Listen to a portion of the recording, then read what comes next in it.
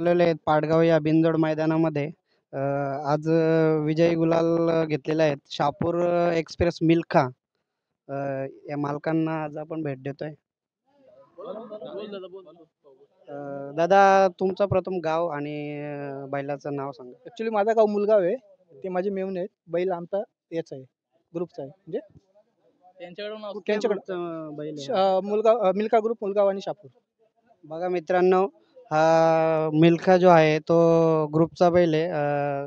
कुठल्या ग्रुपचं नाव सांगा. मिल्का ग्रुप. मिल्खा ग्रुपचा हा बैल आहे आणि आज विजय प्राप्त झालेला आहे. चांगल्या प्रमाणे आज इथे सर्व त्याचे सहकारी जमलेले आहेत. खूप चांगला त्याने आज सहकाऱ्यांचा मान ठेवून गुलाल दिलेला आहे. दादा, हा बैल कुठून घेतला तुम्ही? बैल बेल्याच्या बाजारातून घेतला. बैल बैलाच्या बाजारावरून शहापूरला उतरलेला. तर शहापूरवरून आम्ही खरेदी केला तिथून. 35,000ला आम्ही खरेदी झाली आमची.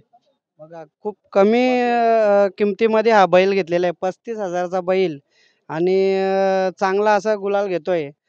खूप छान असं त्याचा यष्टी बांधा सुद्धा दिसतोय.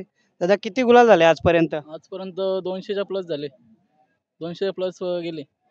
बघा मित्रांनो, 35,000चा बैल आज 200 प्लस गुलाल घेतोय आणि आज त्याचा जो नियोजन केलेला आहे तो खूप चांगला नियोजन झालाय. कशा पद्धतीने नियोजन केला दादा? नियोजन आमचे एवेचे बाबू यांनी केले नियोजन. ठीक आहे, त्यांना विचारूया. नियोजन केलंय, कशा पद्धतीने नियोजन झालं दादा? ना बैल आताच घाटावरून उतरला होता, मग माझ्या मित्राचा बैल होता आपण, मग तेव्हा नियोजन केलं.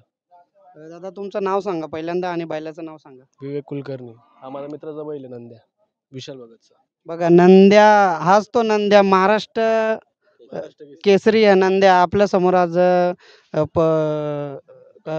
मिल्खा बैलाच्या सोबत आज नियोजन झालेलं आहे. महाराष्ट्र केसरी नंद्या. आज त्यांना आपण विचारूया. आजच बैल घाटावरनं आलेला आहे आणि पहिलाच गुलाल घेतलेला आहे या सीझनचा.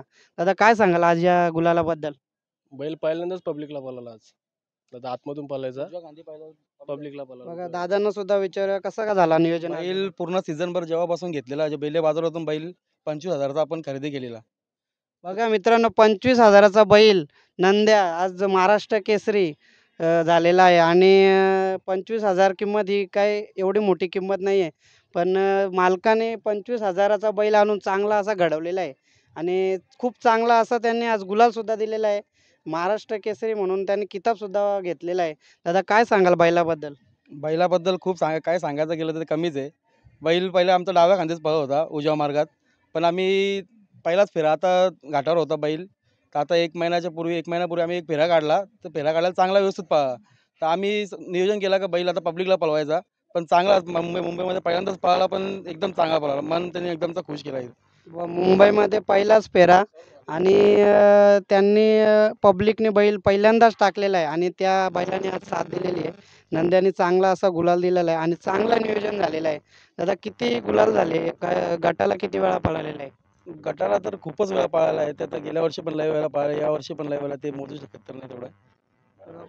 महाराष्ट्र केसरी नंद्या आज पाटगाव मैदानामध्ये येऊन चांगल्या प्रकारे गुलाल घेतलेला आहे. दादा, पैऱ्याला काय तुम्हाला अडचण येते कधी? पैऱ्याबद्दल काय सांगाल? पहिल्याबद्दल तर खूपच अडचण येते. एवढा पळून पण कोणी पहिला द्यायला बघत नाही. खूप म्हणजे एवढा मनाला बेकार वाटतो ना कधी कधी, का आपला एवढा बैल पळून बैलाला आपल्याला पहिला देत नाही कोणी.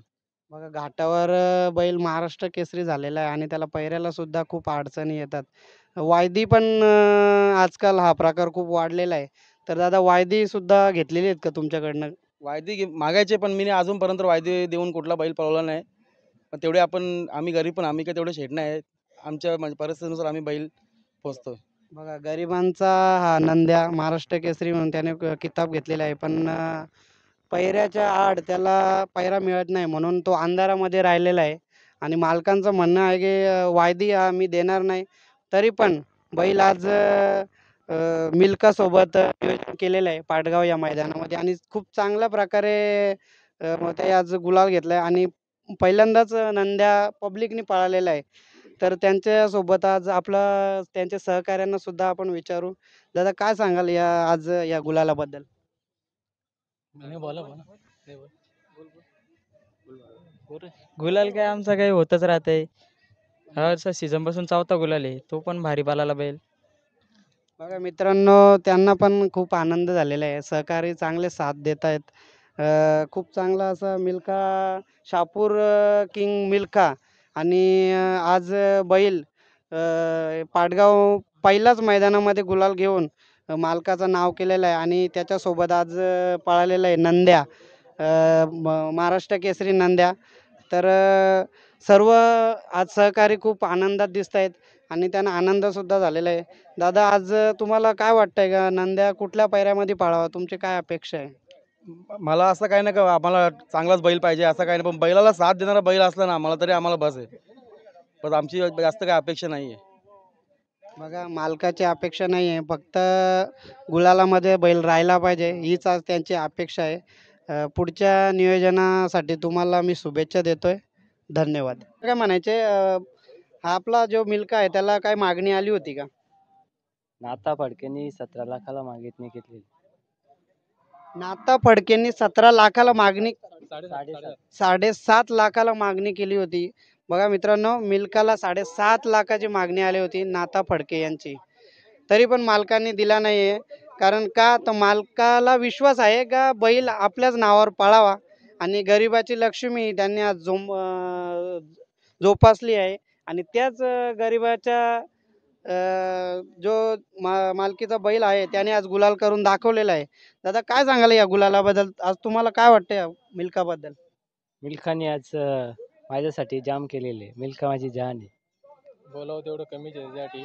आणि सर्व मुलांच्या सहकार्यामुळे आज हे आम्हाला गुलाल वगैरे सगळे बैल हे देतो, आपल्याला साथ देतो.